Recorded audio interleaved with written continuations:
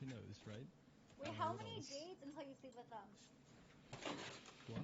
How many dates until you sleep with them? Oh, that could be like, I don't know. I don't think there's a set number for that. Like, if you meet a person, Well, you how have many dates do you connection with normally them, do? then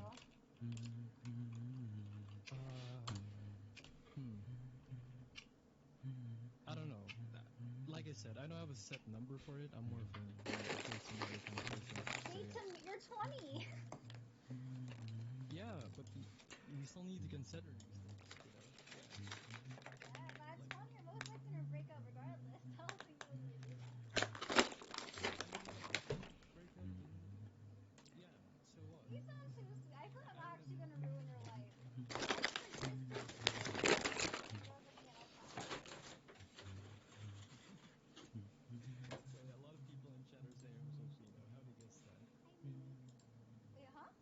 Oh, are you Filipino? Uh, yeah, yes I That's am. weird because And Filipinos I, to me are the most toxic Asians. You don't seem toxic at all. well, thank you, thank you. Yeah, I appreciate that. I think we've met before. I don't Like think you remember me. online or in real life?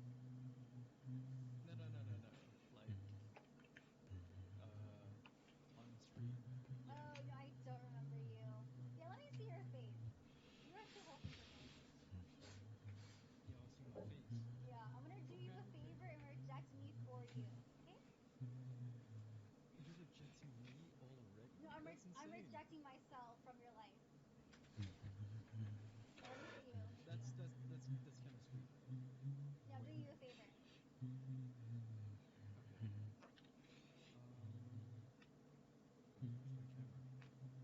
Um, wait, where's my camera? Can you see me? Hello? Oh, you You do remember look me? so sweet. No, I don't. Who are you? I'm that frog guy. Kinda young. I'm the frog guy. Don't know? Don't remember me? No, what is No? that? What frog? Never mind, never mind. I think some of the chat knows. Yeah. No, you're really Pogi. Pogi? Oh, thank you, thank you. Yeah, but Anyways, wait. So you're like getting rid of me, right? Yeah. yeah, no, you're too wholesome for me. I'm Uh, gonna hop out of your well, life. before you take me out, like, I just have one thing to say. Did you eat? Did I eat? No, I'm hungry. You haven't ate? You're not hungry? No, I'm starving. Oh, you're starving. Well, why don't Cheesy. I get you some food? You know, Oh my I get you some Yeah, food. I do have a donation link down below. No, no, no. I have something else in mind. But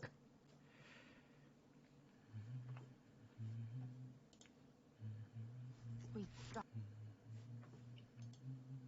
Traditional Valentine.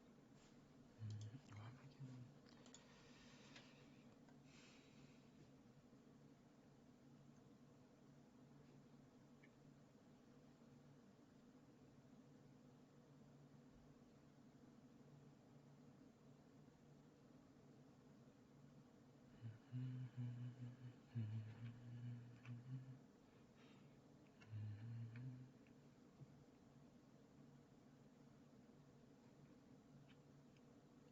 Janice Wilkins Jr. is the black boy genius from Chicago. He's the grandfather of the Ty boy.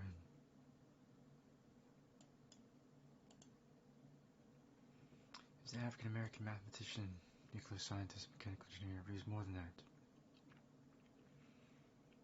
He's often described as one of America's most important contemporary mathematicians. Now, it's more than that.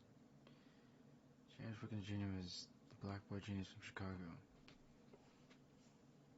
At the age of 21, he had a PhD in physics. His intelligence was, and isn't by far, so far beyond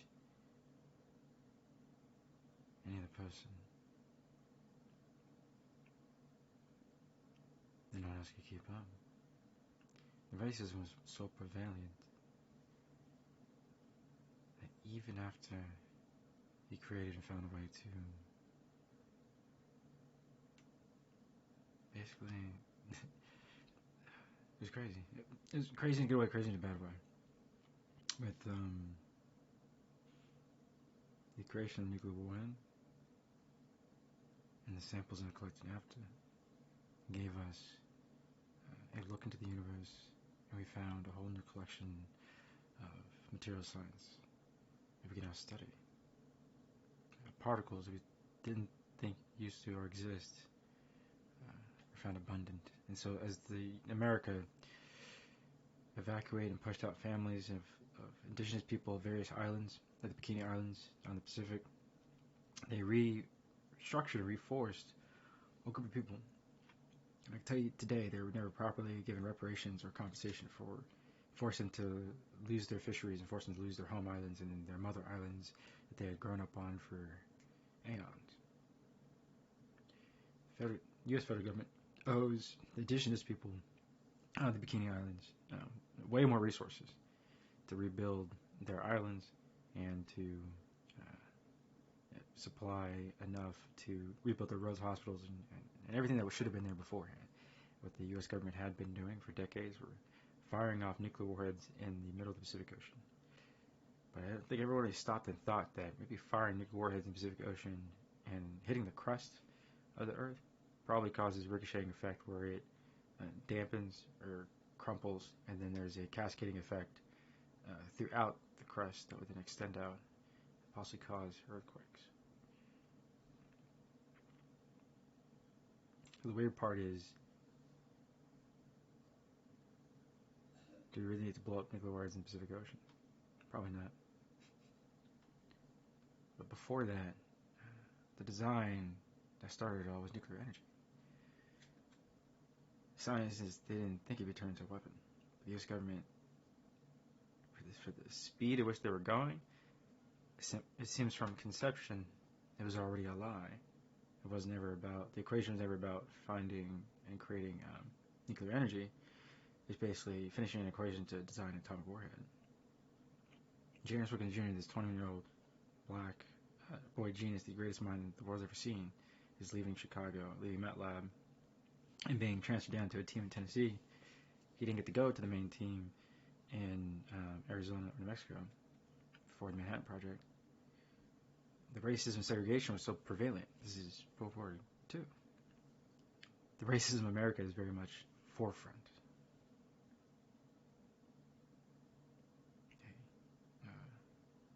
A barrier to your life, essentially. And people can comprehend the type of racism in 1945. The type of oppressive life. The segregation in itself is already puts you a prisoner of your own country. That makes more contact. And then now, there's more freedom and economic freedom and movement for black Americans.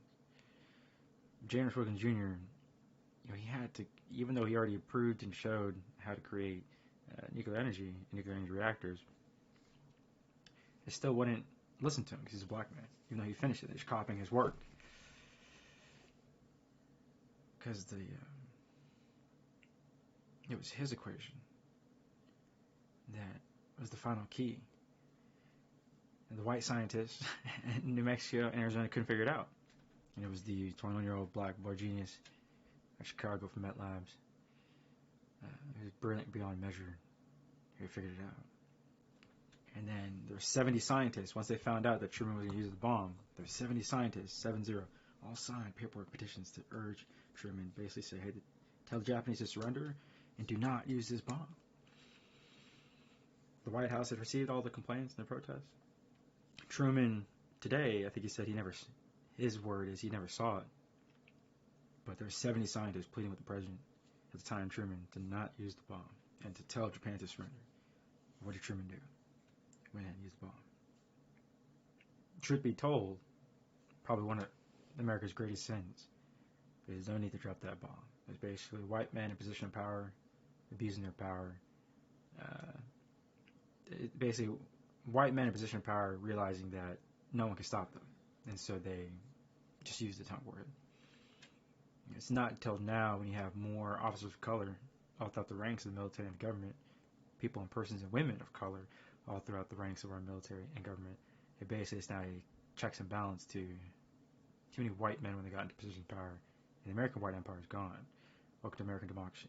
It's about 80-20. 80% pro-democracy, about 20% fascist. Outnumbered 4-1. And we're bigger, stronger, and faster. So,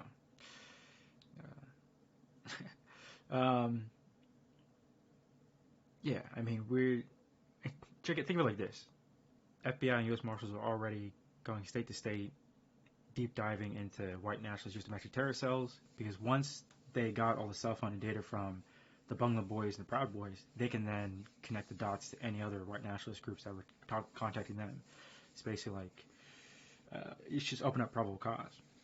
And so with that, you're a group that was associated making contact, like let's say there's another KKK unit in Arkansas. You're making contact with the Proud Boys in Virginia and D.C. and Maryland and all across the eastern board. Well, one has already been tried as a terrorist organization for conspiracy against the United States, and their guys are going off to prison for 20 years. The moment those cell phones show the connection to like another white nationalist group in Arkansas or any other state like Oregon, then it gives us probable cause and they go right in. So I already tell you right now, the past couple of years, U.S. Marshals and FBI, that's why the GOP reps, their talking point was to like try to take money away from the FBI because their handlers, or the white nationalists use domestic terror cells that basically has GOP, they grease their pockets. They have their hands in their pockets. The GOP, they become talking puppets. It's the FBI going ham. FBI is some of the most brilliant, dedicated pro-democracy, for the law, lawful good persons on the earth. And they're decked out. They're basically the special forces of cops. Basically, if your state government can't do it, local county sheriffs can't do it. When FBI roll in, it's some of the best and the brightest women and men of the whole United States. They're just lawful good, and they're just rolling in like super cops. They're like the special forces of cops. They roll in quiet. They're professional. They're clean. They're sharp. They just analyze, find the answer. And their investigators are incredible. FBI field investigators, FBI. This does a lot. But basically, when the FBI roll in, just know that they're the cream of the crop. They're the brightest women and men that are lawful good. They're pro-democracy. That's why the white nationalists use domestic terror cells are getting their butts whooped. Because America's brightest, our crown and jewel of the United States would probably be the FBI. The women and men that serve the nation as heroes and heroines. Untitled champions of democracy. FBI women and men put their lives on the line stopping terrorists inside the United States.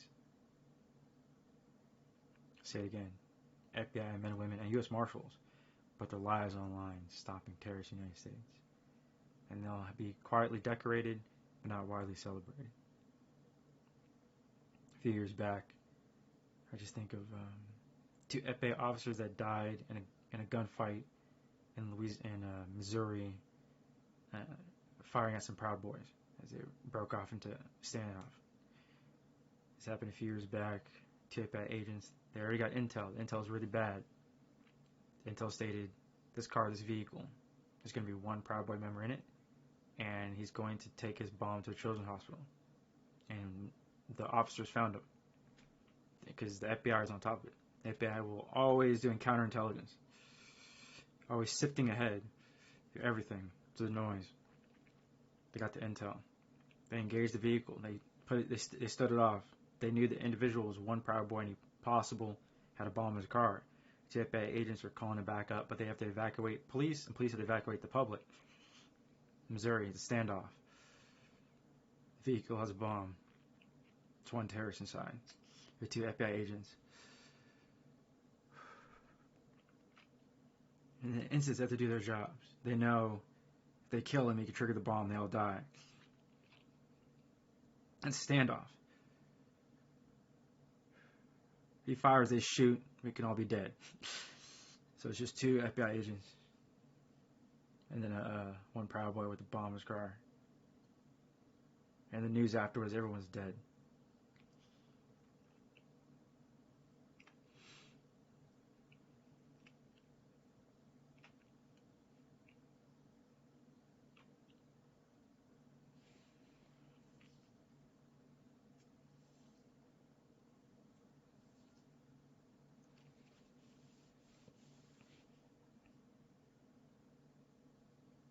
Some of those people understand, they don't. But I just think of the two families that lost two brilliant FBI agents in the Midwest.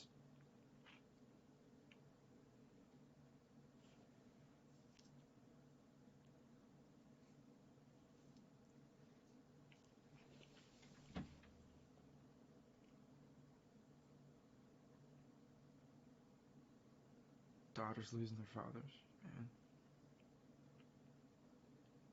There's an image.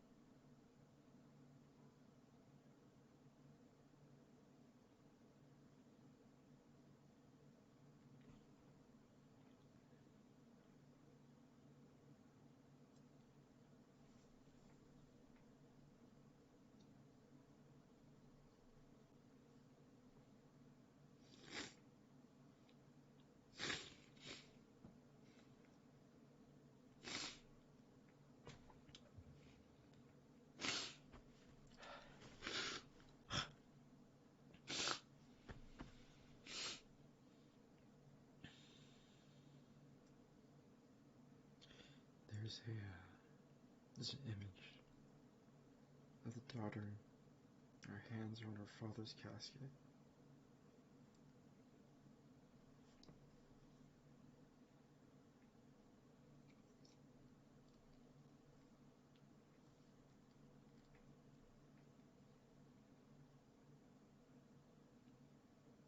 I just think back, like, it's not fair. These two officers should be alive.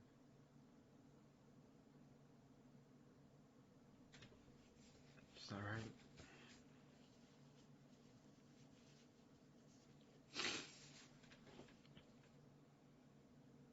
And then I keep thinking, man, why do the Proud Boys, how did they come about? I'm sitting here, I kept thinking, what were the machinations that started the process for the Proud Boys, or are they just an offshoot branch of the KKK? And is everything we're staring at is a policy failure? People are going to be like, what? It's a policy failure, because you could just set aside and build up more elite units inside each state government, or maybe just FBI just to go, hand, just stay the course, and the FBI are winning. But I look at it like either invest more resources to the FBI, or something, because it does seem like if the Proud Boys are just an offshoot, or they originated from, it's just like the offshoot of the KKK, then the KKK still exists. And so it's just a lack of investing resources to finally kind of, apprehend the last of the leaders. It's basically what it is. It's basically, as long as one of their leaders is alive, they can always kind of just restructure and try to rebuild. But yeah, I just think it's an internal struggle, because it's one small terrorist organization trying to do damage. A lot of the power outages you see across the United States, people with guns shooting at power plants, those are white national terrorists, damaging the majority of the time. And they're all different collections, like they'd be skinheads. Well, one day all of a sudden start shooting at a Maryland power plant, or whatever, or in South Carolina, another, like the base or something like that, another white nationalist group will shooting at power lines. Yeah. But then I just keep thinking, FBI just need to go hand. They should to do more. They just gotta, I don't know, just FBI just gotta do more. But I guess if they stay the course, they're doing a good job. But and we basically crippled a lot of U.S. domestic terrorist cells because of the January 6th attack. Like I said, any kind of communication with any of the other white nationalist domestic terrorist cells open up their cell phones and all their bank accounts, all the info. It's just a little chilly. And I'm just thinking about this internal struggle where we're beating back a small group of terrorists that are fascists, and let's just stay the course. Stay the course, and about 17, 20 years, we'll be 100% Democratic. So, yeah. Pretty much. Stay the course in 20, 21 years, the United States will be 100% democracy. Right now we have like, I don't know. It's a really low number. Probably 3.8% that are like pro-fascist. But GOP are only also just like 18%. But people forget, like with the GOP, how they vote, because a lot of them are old. So you have to take like, okay, put it in groups. So, you know, what's the percentage age group of each group that makes up the whole GOP? So you take, okay, what's 18 to like 99 or whatever. Take 18 to 99 and you spread out that number of the population across the GOP voter base. The GOP voter base really makes up like, I don't know, like 17% of total votes or whatever. Because if you eliminate the Electoral College and you just had a true democracy, which is true, because right now we're a constitutional democratic republic. But to be 100% true democracy, we basically want one vote for every person count. But right now we don't do that. With the Electoral College, California kind of clumps all of our votes to equal the same amount of points. If you remove the Electoral College, then it goes back to, what's it called? A true fucking democracy. It's that simple, really. You just remove the Electoral College, everyone's vote counts, and you'll see, okay, which party is the bigger group. And it's Democrats by a large margin, like 80-20 or like 80 to 14%, 13%, whatever the actual number really is. Because what the GOP did is they took a lot of land and kept cutting it up to then add more seats to areas that were already red states. So imagine a larger red area, like red district. They just cut it up and put more seats in an area that was always going to be red. As the years went on, slowly. That's what they did. Like I keep telling people, like California, really what you should do is have, for every 10,000, you have 2 senators. So like California has like 40 million, we should have 8 senators. People just aren't really thinking. They're just not like thinking ahead in terms of representation. If you want to do electoral college, you want to have proper representation, well then you just kind of tack on another layer of it. You know, for every 10 million people that are in a state, you should have 2 senators. California have 8, and some states only have 2.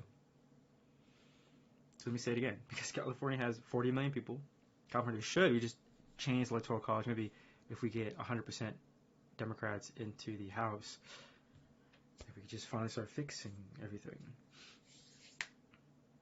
I think in time, Congress will just be 100% Democratic. But I do believe there'll still be red states because of senators. I think you'll still have GOP senators that'll be red. But I think there's going to come a point where Congress is 100% Democratic. They'll be like, my bad. They'll be like, you know, a handful, like 30, you know, like 30 seats that are just always red. But there's 70 seats. If you had 100 seats, 70 seats are pretty much like Democrats, and like really 30 seats are like for like GOP. But I think there will come a time where basically the Congress House is just 100% Democratic. And then you're still going to have like GOP red senators kind of around, bunching up their power group. You know, but yeah, the one thing that will also never happen is you'll never see like 100% red GOP senators and like 100% blue Congress. You'll never see that. That would create a complete standstill. That would literally. But it's not gonna happen because there's so many blue states, a lot of blue. You know, Democrats have a lot of blue states, and so we maintain democracy. So basically, all of the Democratic governors and our blue states maintain democracy, and all of the red states are by red GOP senators are fascists, stripping away freedoms for women, stripping away rights to 50% of their populations, which are women, forcing the migration of families into blue states, which is like, okay, we'll take it on. We know how to govern. And then economy is completely collapsing, like in Florida, in Arkansas, Mississippi, and I think like Kansas. Literally, without the aid of the federal government, those states collapse. That's how bad it is.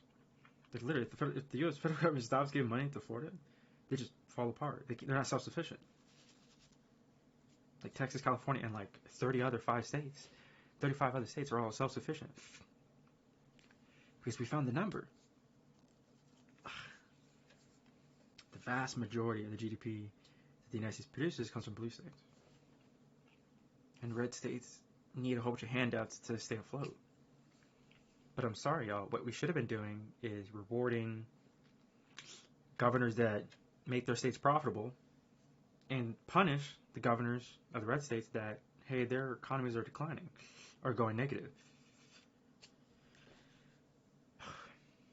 That's what should have been occurring. Yeah. You feel me? Like, why are we giving a whole bunch of handouts to, like, Florida for DeSantis when he's fucking up? Like, why does California have to give them money? California's doing its job. California people are doing their job. We're leading, the rest of the world follows. Why are we giving handouts to Florida to keep them afloat? It was run by DeSantis. His state's not even profitable. Why is he governor? We should probably stop the federal government giving bad governors money. Like, what are we doing? You feel me? The other states that are run by even good governors, and there's even red states that are profitable, they're kind of looking around like, what the fuck is Florida doing? But the Florida senator is probably sitting there thinking like, why am I have to give money to Florida? Because their governor's fucking up. Their state's not profitable. They're losing how much money. They're fucking up. We found out that the vast majority of the GDP of the United States comes from blue democratic states. We have to give a whole bunch of fucking handouts to keep red states afloat. I don't even want to look at how many red states are profitable. Might only be one. I could be wrong, but they're it's a big ass number. The way I look at it for the government, the federal government, is start giving handouts to non-profitable states, and either the population or their people need to vote out their bad governors, right? That make more sense. You know what DeSantis did? He didn't evacuate the people that were stuck in the middle of a hurricane one time. That was nuts. There was a hurricane, power went out, the alarms went out, everyone knew that. But DeSantis did not commit, like, the army or the Army and National Guard to start evacuating those people. He basically they gave them like a message. They're like, oh, across their cell phones and TVs, like hunker down, or they said like maybe basically just hunker down. Like I think he didn't even commit. He should have been committing Army and National Guard units to go rescue all those people out of the path of this hurricane. Basically, the power got cut out, the normal alarm system wasn't on, and this massive hurricane, it was like a Cat 4, was barreling upon a city, and it's like a fisherman city. It's really not that big. You should be able to commit enough trucks quickly, APVs, and DeSantis wasn't thinking. Like, you just turn on the National Guard, tell them to go rescue those people. The National Guard's they already got people stationed 24/7. They're gonna run to gear. The firefighters and the police force are gonna roll out from Army, police force, and Army. They're gonna start rolling out, going like 120 miles an hour. And you're booking maybe 160 or 180, like booking it across the highway to get into that fisherman's town, get everyone onto the trucks, and then go 180 miles or 200 miles out. They're going to drive as fast as they can away from the site safely, because they have a smaller car, like a Honda Civic going like 160 will shake apart. Like a Honda Civic going like 115 will start to shake really bad. A Honda Civic going 100 miles an hour, but like when you have a bigger, how can I explain to people? The weight of the vehicle is so massive that you just hunker to the ground. So you have large diesel trucks that can fit like 60 or 80 people in the bed, kind of standing. Those can still be gunning, 160 miles an hour, but it's a massive diesel truck. It's just like and they can literally run everything up. It's so these massive diesel trucks that can fit like 80 troops in them, standing, and they're moving so quickly and so powerful that they'll crush a bus in half. The frame. And why it does that is the whole frame is bomb-proof, from all angles. And because it's bomb-proof, any object in the way just becomes crushed like a bowling ball. And so cars and trucks get crumpled. These massive vehicles have plates upon plates of steel all around the whole of the body. They have massive, thick glass, blast-proof. It's plastic. It's thick. And it sits outside the vehicle with a steel frame around it, over more steel plating. And the doors are so thick. It's incredible. The doors are like this thick. When you open the doors to these reinforced, it has its main unit, its secondary unit, a breakaway unit, and then it has like plates, just a ton of plates like stacked up. And so that's why they talk about like when if a warhead hits the side of an APV, the plates kind of detonate backwards. It's incredible. Basically, it's a bomb to a bomb. So when this missile or anything hits, it detonates its own smaller warhead, a shaped charge. And if the pressure goes to the second unit, the second shaped charge goes up. But the way they're designed, they only blast one direction. The way they're designed, they only go out in a cone one direction. So that's what makes the body armor to our vehicles impenetrable to missiles. So our Bradley units for Ukraine, our Bradley units are like these really small tank units. I'll show you really quickly. Should be APV. There we go. Bradley Fighter View, M2 and M3. These were hit, but check out, you know what stopped them? The tracks. So our Bradley units that are in Ukraine right now are doing brilliant work protecting Ukrainians. There are 0 casualties. I'll say it again, there are 0 casualties. And we're giving them old tech. Now these units can hold 10 troops, so this is more like for mass army. You know, so they could fit they could fit more than that. They could fit 20 troops inside. But we say 10 because it's 10 plus your gear for like a campsite. But if you're just going to the front lines, you don't build a campsite. So you could fit like 20 troops in them. Just back to back. Like everyone's just kind of your shoulder to shoulder back to back. There's a center seats, basically 10 on each side. The center seats. But if you're going like to a forward operating base, then you'll probably bring supplies. So you only go 10 troops, whatever. And then you can retrofit this to fit more troops too. So, yeah. But you could add like a buggy unit to the back. You can fit more troops and more supplies. But these units are incredible. Basically, once they get hit, the plates are so thick, and the shaped charge that detonates out from them stops warheads. And then it's awesome. Oh, and it's also sensors too. So there's fletched rounds too. Not these fletched rounds will shoot out, and it's like aluminum foil. Okay, and basically any kind of warhead that starts spiraling through like thick cloud of aluminum, almost is like a metallic sponge that's like floating. It's the best way to describe it. The fletched rounds. So yeah, it's crazy. It's crazy. Oh, but in a good way. Russians are firing missiles, and it'll hit the unit, and what disables them is the tracks. So the tracks can't take the blast of the missile, but the body and everything's protected, so 0 casualties. But we're giving them old tech, and so our latest tech for our Army and Marines and Air Force and all 6 branches, but their ground units have some of the most advanced Army units we've ever seen.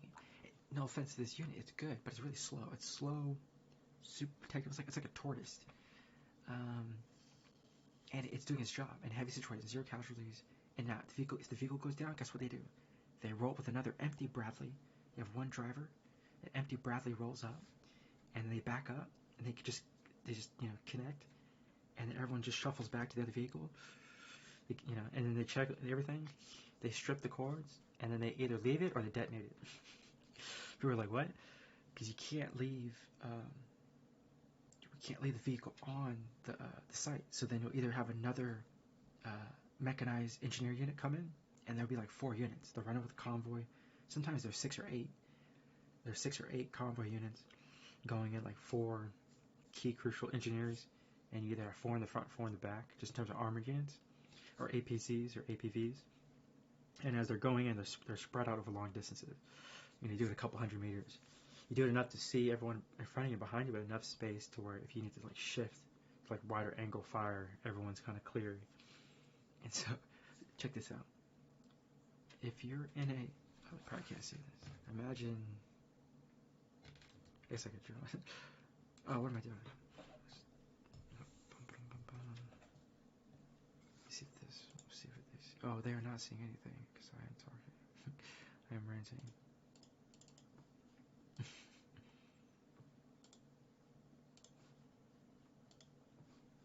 How do I have the wrong website up? Hold on. There we go. Oh, they're missing this. That's hilarious. That is hilarious. But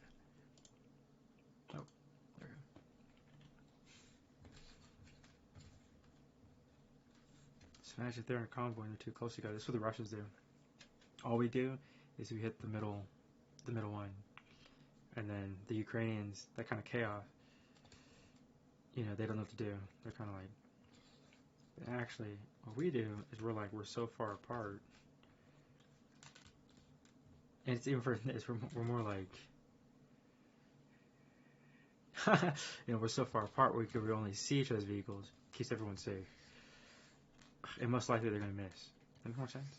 Like when they're moving like this as a unit, it's just like almost like a bigger target. So when they fire their rounds, it's just kind of easier to quicker to lock on and fire. And usually always hits the middle vehicle, and they kind of chaos out, and they try to set a situation or everyone's just fleeing.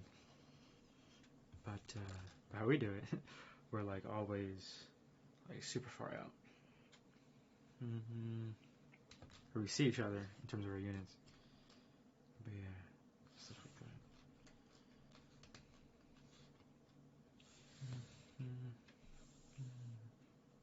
that. Oh, for the Bradley units, yeah. So like, they're doing fine. They could take a hit. This is the units I was talking about, but people didn't see it.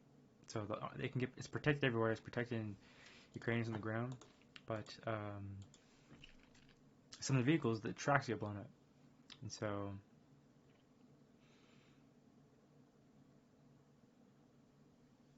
Interesting.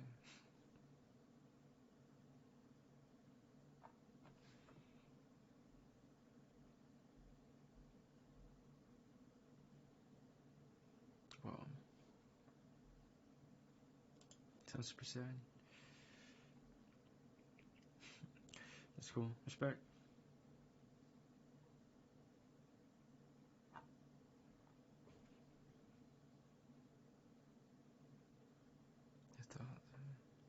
Where's the far away?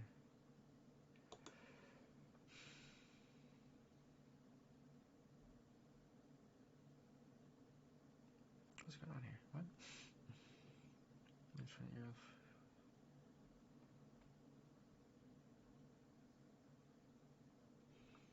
Nice. Oh, vertical farming.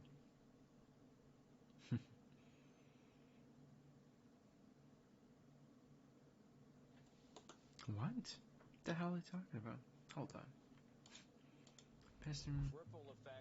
Not possible. What? The F word. Because of an international standard, we can't use it to describe the... I know. This week, the Supreme Court heard two cases that have the potential to upend government function as we know it. The cases, Loper Bright Enterprises versus Raimondo, and another aptly called Relentless versus the Department of Commerce, are on the surface about fishing boats that, because of EPA requirements, are mandated to...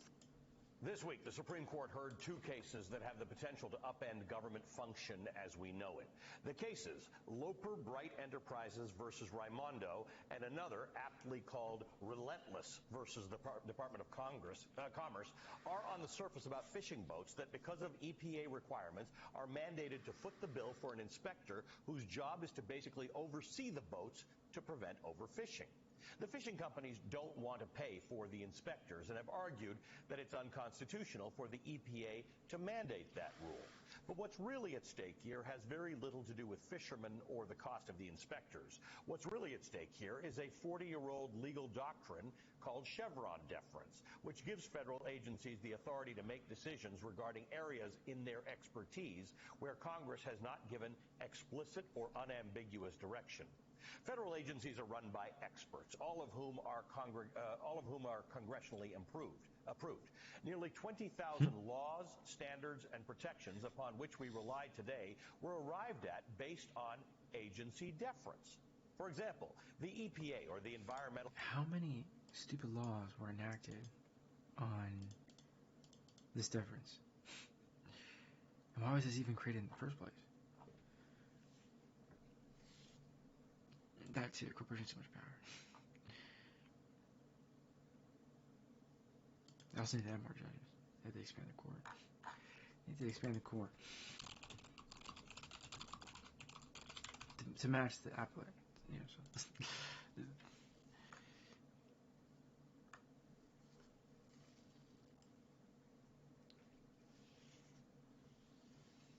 So.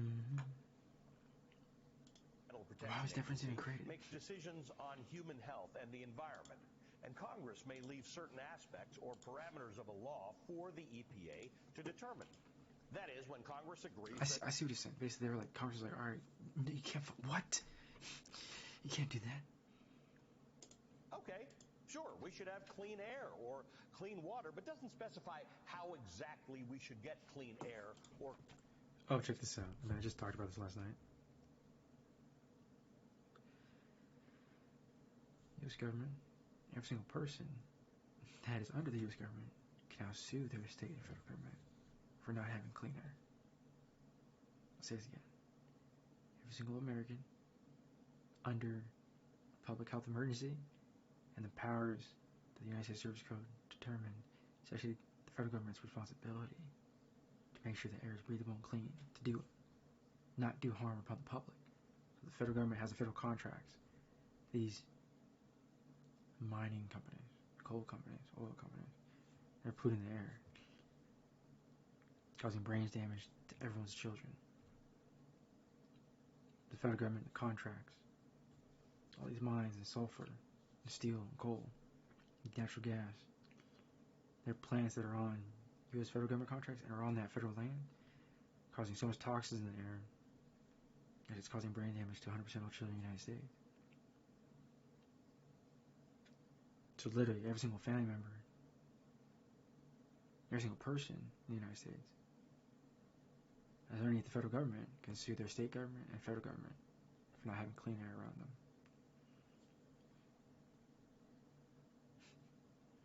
And if you don't know, now you know.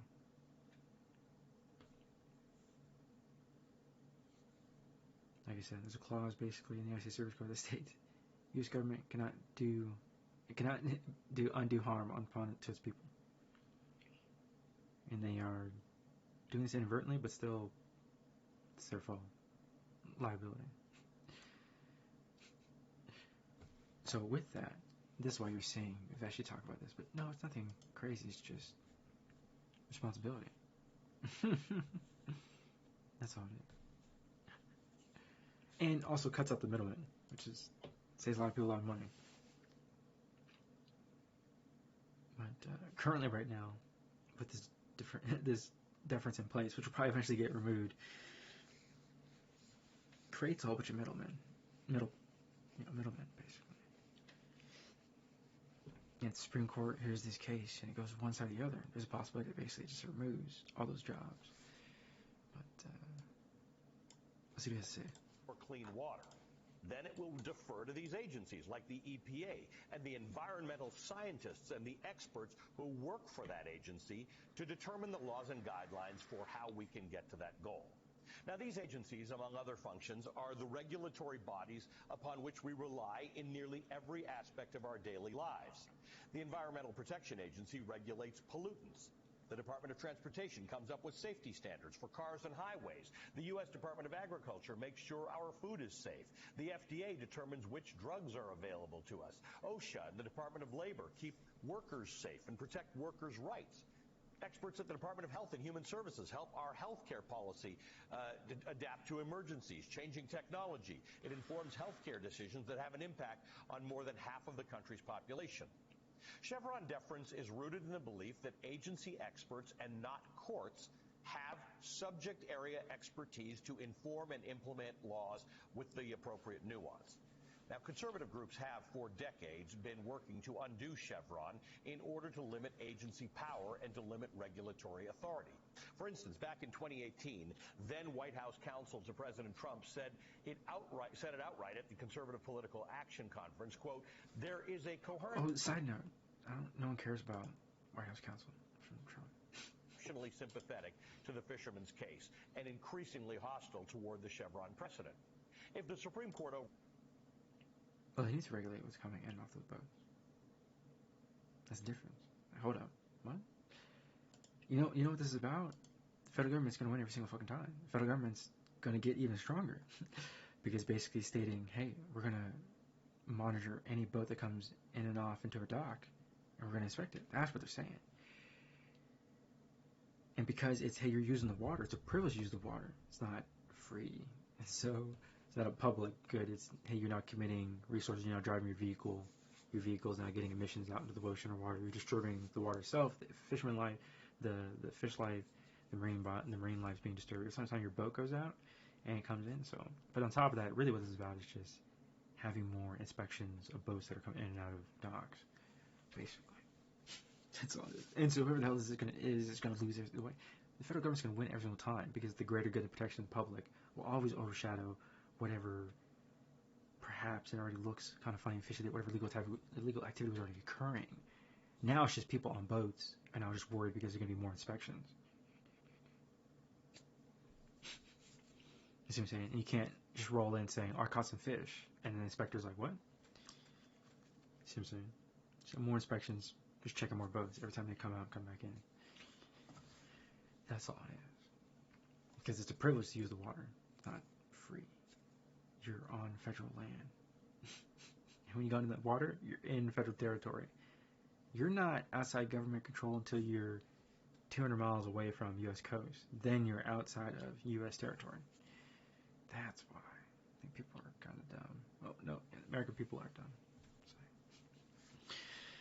Sorry, people. This is a Know Nothing Burger with a clickbait title.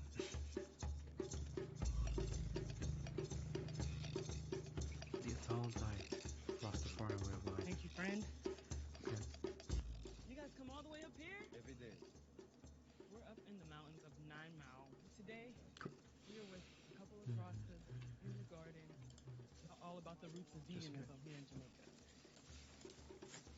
So you really have to know to dig the yam. How did you learn how to dig the yam? My mama, you know, everything what I know about the farm is my mom teach me. So that's how it done, you know? Mm-hmm. Fresh. Yeah.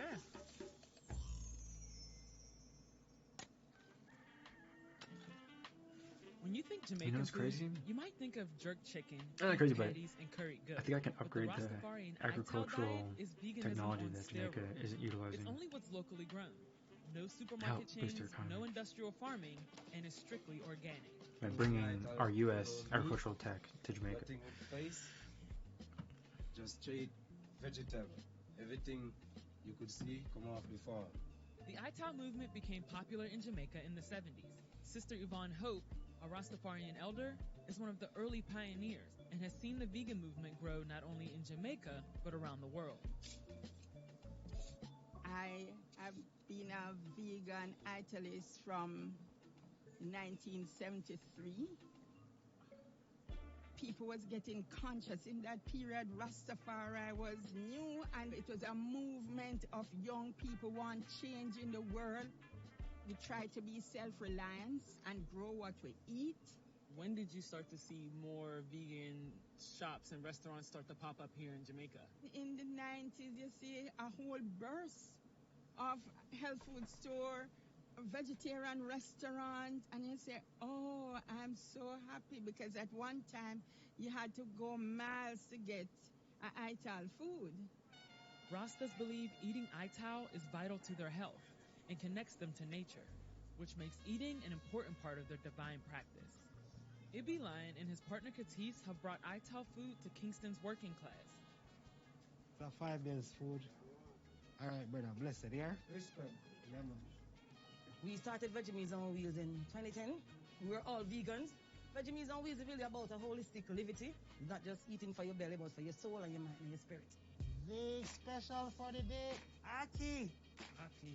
Our national dish. Traditionally, Jamaicans add saltfish to the eye, but Katis and Ibby have come up with an alternative. We basically use the banana to make a strips, and we put it up with Aki and make Aki and banana strips to avoid the fish. Then I season it with the turmeric or curry or Burberry. This is coconut oil, you know. People say, no, we must get plant-based, get back to basics, get back to the earth. It's really, really good. It has the same consistency as like a fish. It's kind of flaky, it's salty. That's good. In the 70s, I remember, I would never forget. I went up to the hills. I see a whole heap of hippie, a lot of white, and I'm saying, what is these people doing up in the bush? But they come to learn how to cook ital. And those same people went back to the US and start a whole movement. The movement has come a long way in Jamaica as well, with upscale ITAL restaurants like Stush in the Bush attracting people from around the world. The whole idea is to immerse. 4 minutes in. There's only 1 minute left, but I got most of it.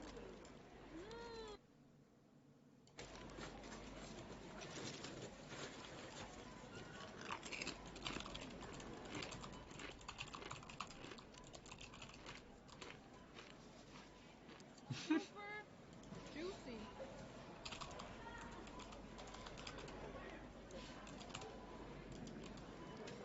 I think every time I try this, it's pretty good. So actually the starting part doesn't have any sauce.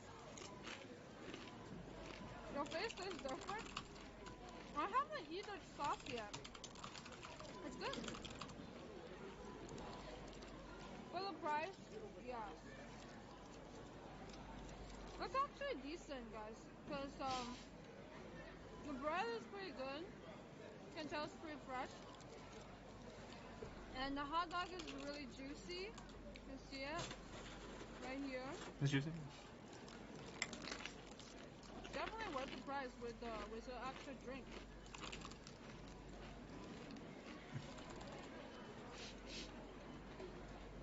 I think I put too much sauce.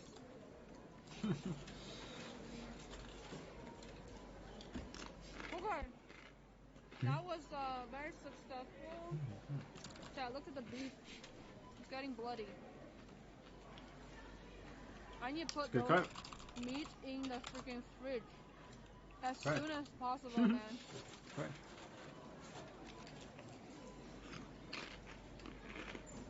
Chat, is it true that if I put the meat in the freezer, it would taste like not as good?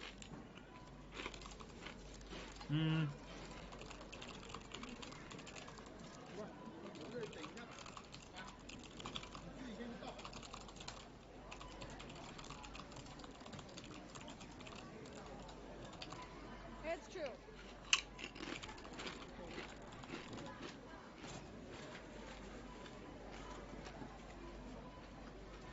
Well, what can I do?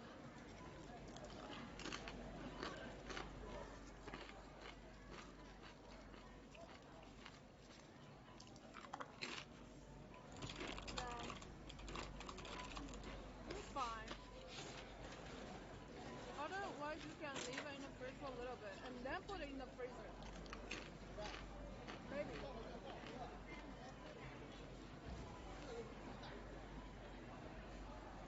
You need a pen. Yes. I need a lot of more stuff. Like, where are you? I'm in Costco. Eating hot dog. I put definitely too much sour pickle here. It's just slimy. Need my people over to eat it. It's okay. I will save this beef for myself. She's right. No, I'm just kidding. I don't have friends. Sad. Okay, too much sauce. Too much sauce. I see it. I see it. I My bad. wipe it down. I see what water means.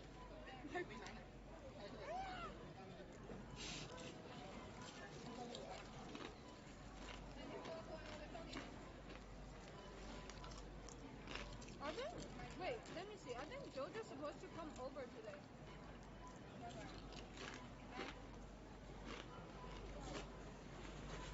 Wait, you can't cook it now. You buy a steak but have no pan.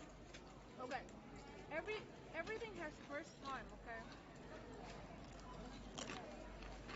If you don't buy steak, how are you gonna buy a pan?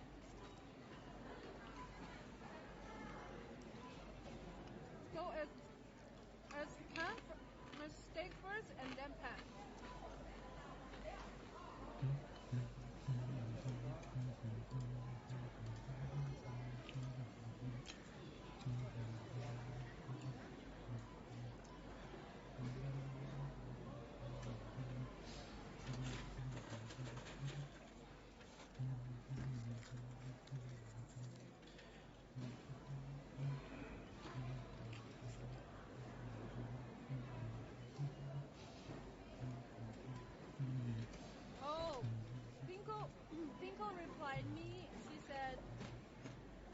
feeling really bad at home and she's like bombing all the time and she's not like in a good shape. Poor girl.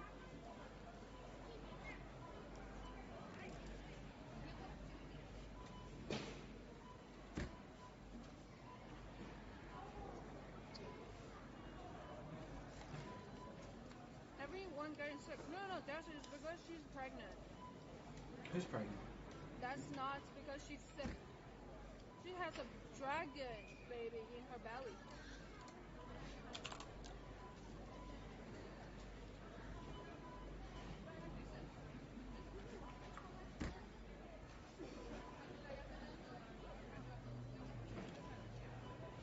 Costco, yes. I finished everything. I bought everything. I'm ready to go. Whoa, what's going on right now? Hold up. It's insane. You can grow another person in your fucking belly. How does that work? It's just fucking crazy. There's science, but you think about it, like, just like, what the fuck? It's crazy. Well, I know it's science, but we know how it works. like like Women only have so many eggs. That's just They crazy. can only have children. Really. Well, guys is pretty. There's a number. Guys don't get. They say women should not have children like after I think like 45 or something like that. It's just way too dangerous. Even after 40, the complications are really bad. Basically, women should have children. You know, people say like under 40. Guys and girls. It has to be maybe 39 is like the cutoff. Because after 40 and up, like age 40, 41, they start running out of eggs. They stop ovulating. But then on top of that, complications like dying during birth or child labor complications where they might actually lose the ability to even have children again. So all that becomes an effect. So I hope that all doctors are addressing this with women. That really, if you want to have children, it's really like 25 to 35, like this window. If the technology Makes more sense. guys to get pregnant, would you guys do it? Huh? Hold up. Wait, hold up. I think the marriage is gonna have more problems. Like, You're saying have if. The baby. No, you have the baby. It's gonna cause more problems. Nope. You guys are crazy. Question mark? God won't allow it. But what happens if they both have a baby? Which God? Because if the husband and the wife can both have children, God's wife will allow what happens if like the husband and the wife both are having kids at the same time? That'd be too hectic. It'd be a little too hectic. But yeah, just scientifically looking at it, just from a science standpoint, women should have children between 25 and 35. And at the cutoff, it's really like. Damn, that's crazy. It's like 39. Because, like I said, the complications. And I hope doctors are explaining this to women. But basically, yeah, like 39 is really like the cutoff because at 40 and age 41 and 42, 43, 44, 45, you could like die giving childbirth. You increase the ratio of your child coming out with deformation by like 30%. It's basically 70% chance for a successful birth, 30% chance of like a birth that has a complication, like terminal.